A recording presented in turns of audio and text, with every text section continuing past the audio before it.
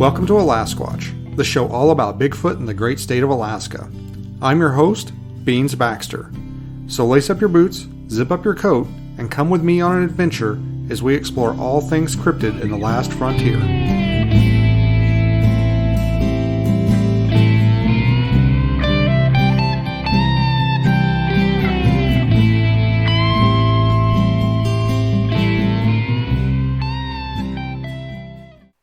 What's going on, guys? Your intrepid host Beans is here, back with another episode of Alasquatch. And I think we're fully in the throes of spring here in Alaska. It's been warm.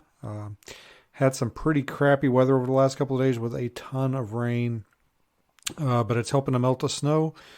It's sunny and warm here today. I'm actually kind of fighting the itch to go do something outside. The only thing that's keeping me inside really is that I know that it is a soggy, muddy mess outside because of all the rain we've had. That's really the only reason why I haven't just blown off work and just taken off to go do something.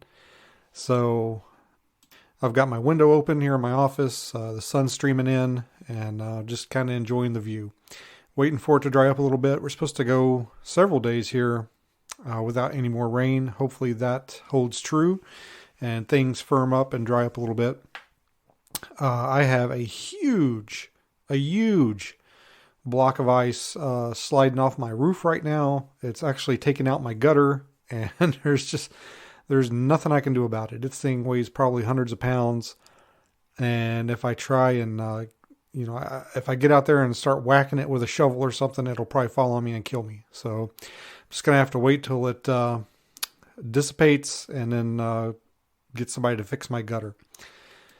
I've had some other home related issues, which I won't go into too great a detail with, but it just seems like anytime I try and do anything home improvement related, I'm not going to say it ends in disaster, but you watch these videos on YouTube and the guy's like, oh, here's how you do this, or here's how you do that. It's really simple. It's one of the most simple home improvement things that you can do yourself. And then I try to do it and it doesn't work out. Usually what happens is I'll try to do something.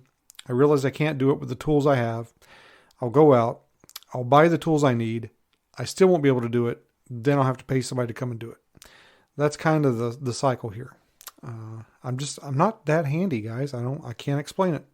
I don't have what you call marketable skills. I can solve crimes and mysteries and recover stolen items, but I cannot hang a picture straight to save my life. I don't know. It doesn't make any sense.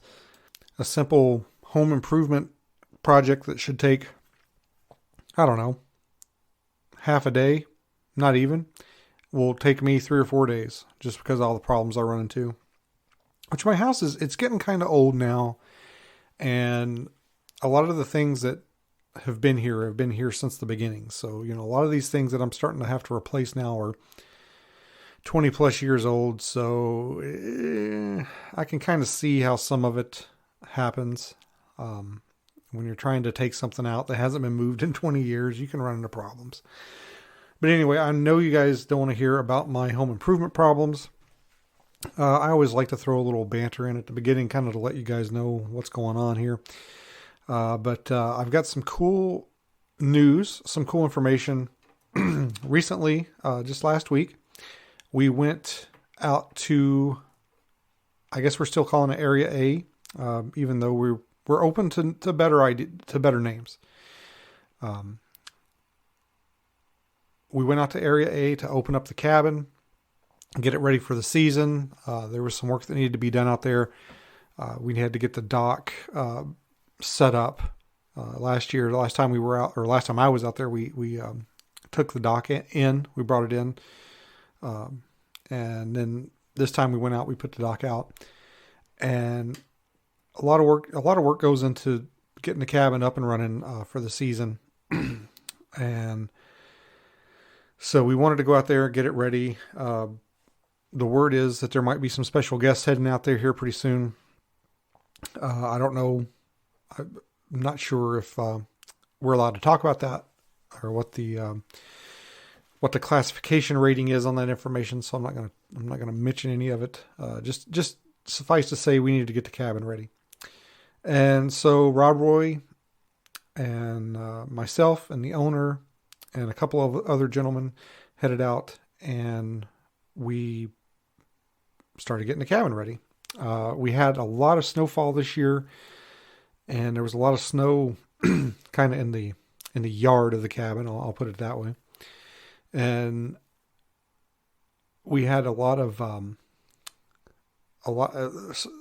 suffice to say, it was hard getting around a little bit around the cabin there with all that snow on there. And it was cold. At night, I mean, it would be 60 degrees. It would feel like out on the deck when the sun's shining down on it. And it would be so nice. But as soon as the sun dipped behind the mountain or went behind the cloud, the temperature would start dropping. It would drop automatically, 20 degrees. And at night it got cold, like straight up cold. So we didn't spend a lot of time outside. The fire pit was kind of snowed in, so we didn't have a fire outside, an outside fire. So we didn't spend a lot of time outside at night like we usually do. Usually Rob Roy and I will set out to midnight or later and, keep our ears open and fleer around the cabin, stuff like that. And we didn't do that this trip because the weather sucked. And, the weather didn't suck. The temperature was too cold. And we had all that snow around the fire pit. So we didn't really have a good place to set up for the evenings. So we kind of just chilled in the cabin in the evening. But suffice to say, we didn't really have to sit out at night because we actually had a little bit of activity, and a lot of activity during the day, actually. The last few times I've went out there, I've been kind of disappointed. I've heard all these accounts from people that have been out there and had experienced things. And it seemed like every time I went out there, there would be little things that would happen, or I would hear something maybe kind of far off in the distance, but I never really got a good aha moment. And this trip, that kind of changed. Last year we were speculating oh man, maybe it's because of the heavy snow. Maybe it's because of the heavy snow. This year, like I said, we had a heavier snow than we did last year. And I kind of thinking now, maybe that might have not had anything to do with the inactivity we had last year. So the first thing that I really, kind of really hit me. So we're putting the dock out, right? And there's this big metal gangway that goes out to the floating part of the dock. And we're putting that in, and we're kind of having a hard time because you got to line it up and put it over these bolts and then, bolt it down. And we're having a hard time getting the bolts and the holes. We're having a hard time getting it down onto the concrete block. And of course, what do men do when they're having a problem like that? You hit it with a hammer. I mean, that's how you fix everything, right? At least that's how I fix things. So we're trying to get this thing pushed down into a position where we can bolt it on. And Rob Roy takes a hammer and he starts banging it, this metal plate. He starts banging it to push it down onto these bolts. And while he's doing that, off behind us, it sounds like on the other side of the ridge, we start hearing some vocalizations, like some whoops and hollers. And it wasn't the echo of him banging. And I would tell him, at one point I tried to get him. I was like, it sounds like it's doing it every time you hit the metal. So I was like, turn around and pretend like you're hitting it, but don't hit it and see if it makes the noise. Cause I was trying to see if it was watching us or if it was just reacting to the noise. And I don't think Rob quite understood what I was trying to get him to do. Anyway, I don't think that was the case. I think it was actually reacting to the noise. And that was pretty interesting. And I kind of speculated. I'm like, the cabin's been out there for a few years now, or at least they've been building on it for a few years now. Maybe and the owner has mentioned more than once, like there seems to be an increase in activity when he would run his chainsaw, and he would cut some wood up or something. And the last few times we were out there, he ran the chainsaw and nothing really happened. And I kind of speculated after this last trip, after we got that activity, after the banging of the metal, I kind of wondered maybe if they're used to the sound of the chainsaw by now. They're used to the sounds of us working on the cabin. They're used to the sounds of the normal activity. But that metal on metal, it was a shrill, you know what it sounds like when you hit a piece of sheet metal with a hammer. That sound was kind of new. Not something that's made commonly out there. So I wonder if maybe that is what kind of provoked a reaction. So that happened. And I want to say it was kind of quiet after that. After we got the dock installed, which we worked on it for a long time. We had run into a couple of issues, and probably because of not necessarily because of my involvement, but just because of my presence. I probably jinxed the whole thing. And anyway, it seemed, if I remember correctly, it seemed fairly quiet after that. And then by the time we got done with everything else, I mean, we're exhausted. We've been working hard all day, at least hard for me anyway. And the next day, that night I forgot to put my recorder out. I actually thought about it at one point and was like, oh, well, the next time I go outside to take a leak or something, I'll take it out and set it out. And I didn't do it.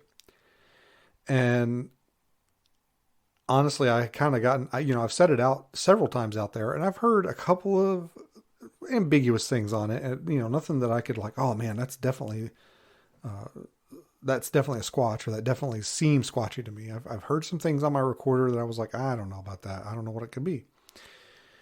But I kind of got a little complacent. Wasn't too excited about setting my recorder out, even with the vocalizations that we heard that day. But again, I was tired. I had a couple of beers. I was was ready for bed. And the next day I get up, and I had done. There was these big boxes. They were heavy, big heavy boxes, and I had to carry them up and store them in the cabin. And so I carried them up into the cabin. They were really heavy. They were like 60 plus pounds a piece, and I'm like, okay. I'm done. The other guys are working on something else on another part of the cabin, and I kind of felt like I was due a little bit of a rest. So I sat down on the porch, on the little swing out there, and was just kind of taking it easy. And the sun was shining down. Oh, it was so nice. I had a little beverage. It was perfect. And other than the other guys that were working on the shed. At the cabin there, it was pretty quiet. Every now and then you'd hear them yell at each other, or tell them, you move over here, put that there, don't touch that. So it was kind of comical, but it was real peaceful in a sort of way. And I'm sitting there and I'm just enjoying it. And at 10:35, because I remember, like, I made a little note on my phone. At 10:35, I heard the clearest, crispest knock I've ever heard out there. I mean, it sounded just like that hollow knocking baseball bat on a tree sound. And there was no echo, which makes me think that it came from the other side of the ridge behind the cabin. And I got real excited when I heard it, and I sat there, I stopped swinging. I'm concentrating, listening. And less than a minute after I heard that knock, a plane went over. Not very low. It was probably a commercial jet that went over. But I wondered, I was like, well, was that knock because the plane, did they hear or see the plane coming before I did? Make the knock to alert others, and then that's what it was. So I made a little note in my notes, and eventually the owner of the cabin came out, and I told him about it, and we talked about it for a little bit.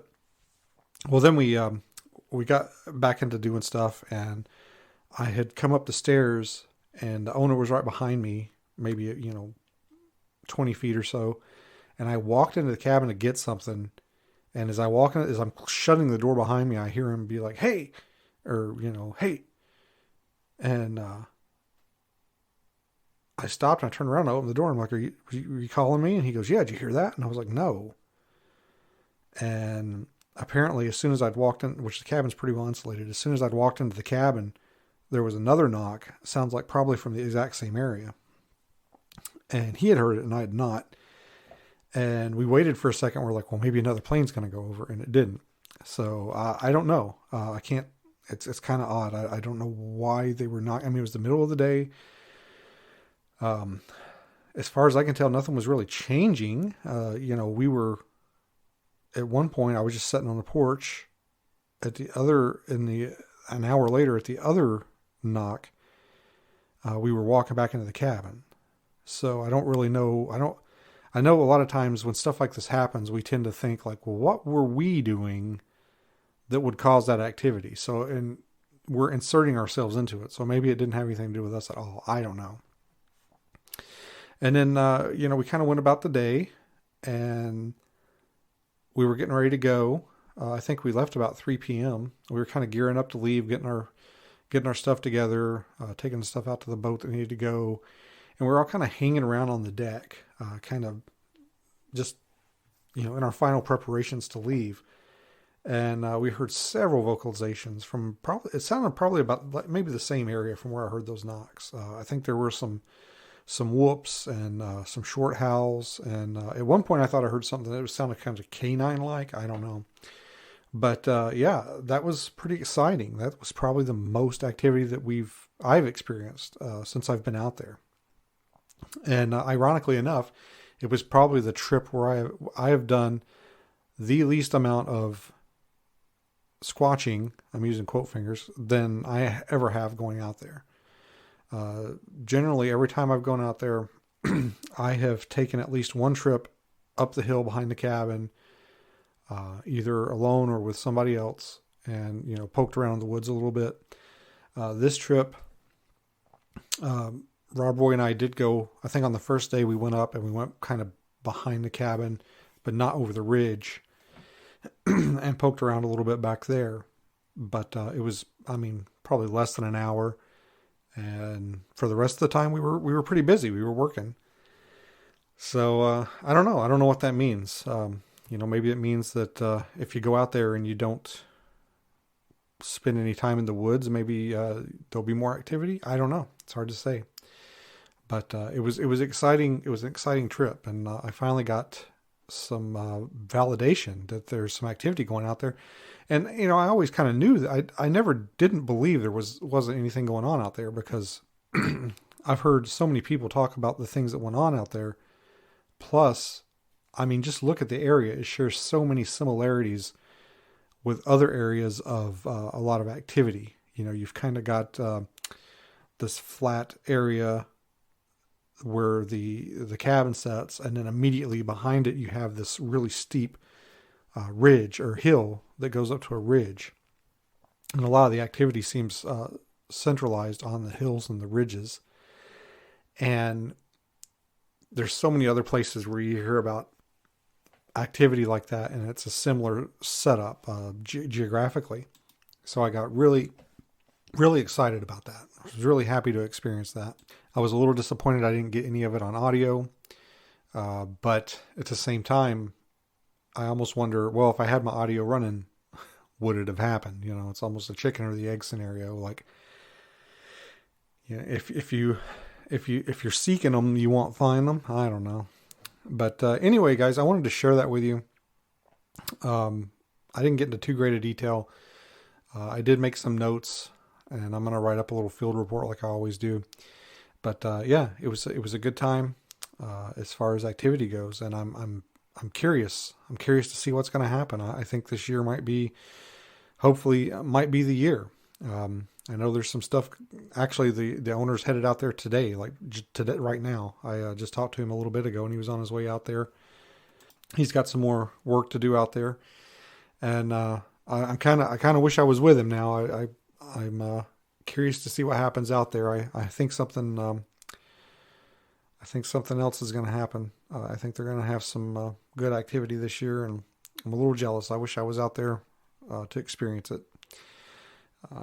But hopefully they get something great, like some great video or audio or something like that out there. But even if I'm not there, I hope they get it. and I hope they share it with me because, man, that would be awesome. But anyway, guys, I'm going to get off here. I'm going to try and get another episode out here, hopefully next week. We'll see. I might be busy with some other things. You know what those are. And anyway, guys, be sure and head over to the AlaSquatchPodcast.com webpage. We've got all the podcasts on there you can listen to. We've got a little store where you can peruse various wares of the AlaSquatch brand.